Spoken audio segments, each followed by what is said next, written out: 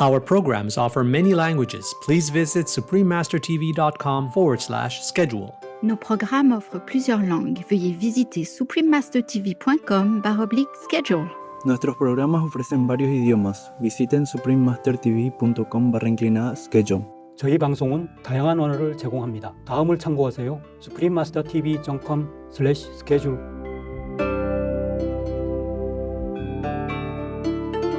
Treading along in this dreamlike, illusory realm, without looking for the traces I may have left. A cuckoo song beckons me to return home.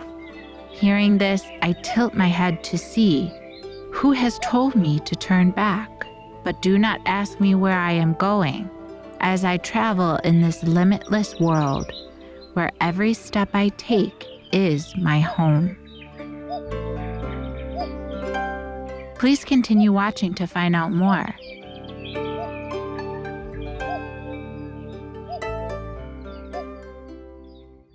Konichiwa, kind viewers.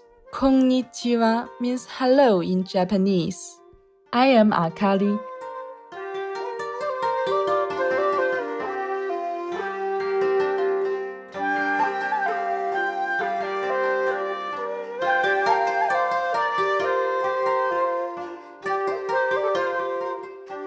The people of thriving Japan wish their lives to be filled with eternal love, bliss, and happiness from our benevolent, compassionate Buddha.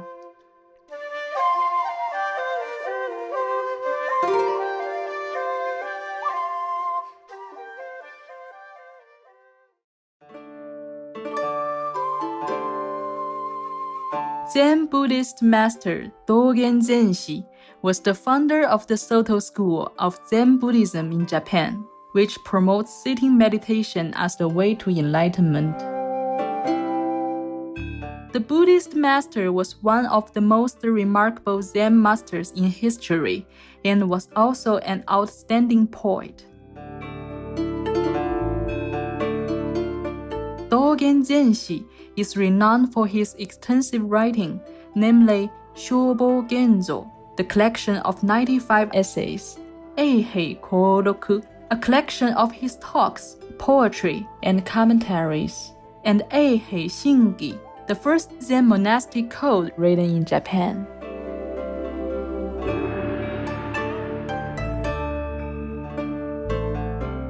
Master Dogen Zenshi was best known for Zazen meditation, as well as for his poetry that acts as a complement to the enlightening experience.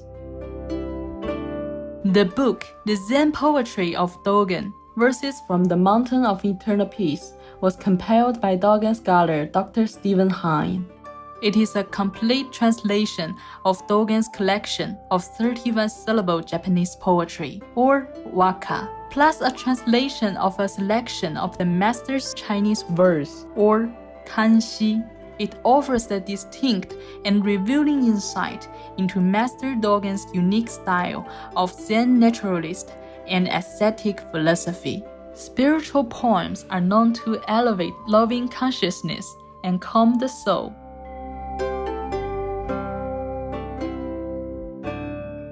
We now share with you excerpts from Part 2, Chapter 4 of the Zen Poetry of Dogen, Verses from the Mountain of Eternal Peace.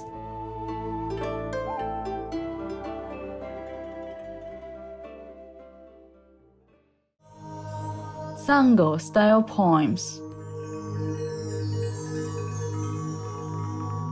The mountain filled with leafless trees, crisp and clear on this autumn night, the full moon floating gently above the cluster of roofs, having nothing to depend on and not clinging to any place.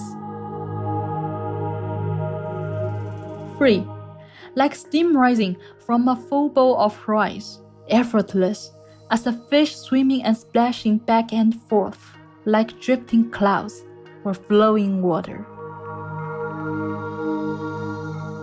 If you take this portrait of me to be real, then what am I, really? But why hang it there, if not to anticipate people getting to know me? Looking at this portrait, can you say that what is hanging there is really me, in that case, your mind will never be fully united with the wall, as in Bodhidharma's wall-gazing meditation cave. My nose higher than a mountain, my eyes as bright as ocean water, my head moving freely like a fan, my feet as pointy as a donkey's.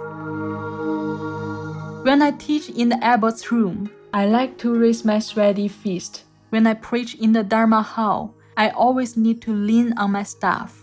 When someone asks for water, I point to the bucket. When someone asks for rice, I offer a bowl. Previously, I observed the precepts down to the minutest details, like some kind of trained animal. Now, even though I wear Shakyamuni's robe, everyone in heaven and on earth laughs and calls me an old rice bag.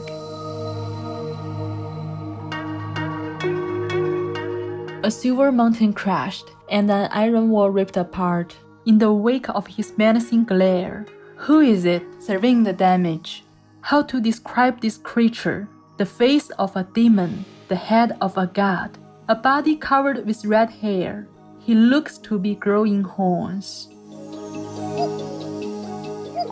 Treading along in this dreamlike, illusory realm, without looking for the traces I may have left, a cuckoo's song beckons me to return home.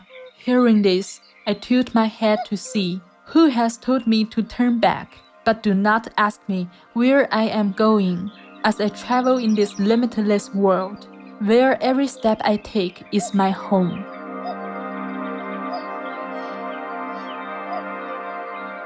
The original mind ground is at rest, naturally at one with the spiritual, without ever having to strive for the Dharma, experiencing the truth in this body. Forgetting about labels like sacred and profane, the world-honored one, Shakyamuni, was enlightened. On seeing the bright morning star, while looking up with a weary but enraptured face. When he opens his true eyes, the pupils are clear. Looking at his face, he seems steady, tears having already been shed. Though his son has entered the realm of the dead, Lord Yama, you won't catch him crying.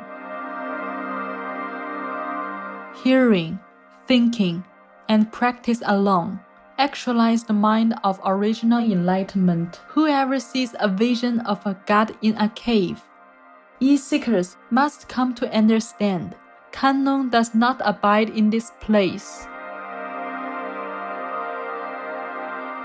The unspoiled colors of a late summer night, the wind howling through the lofty pines, the feel of the autumn approaching, the swaying bamboos keep resonating and shedding tears of dew at dawn. Only those who exert themselves fully will attain the way. But even if you abandon all for the ancient path of meditation, you can never forget the meaning of sadness.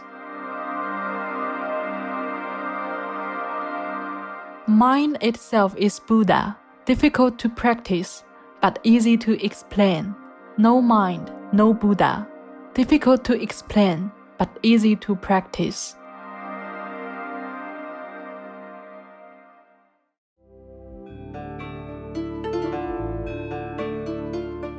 Serene viewers, we thank you for your company on today's Words of Wisdom. Please join us again tomorrow for part 2 of this program. Coming up next is Holy Songs, Mongolian spiritual songs, right after noteworthy news, here on Supreme Master Television. May your love and compassion for all beings shine forth for everyone to see. Our programs offer many languages. Please visit suprememastertv.com/schedule and suprememastertv.com/WOW.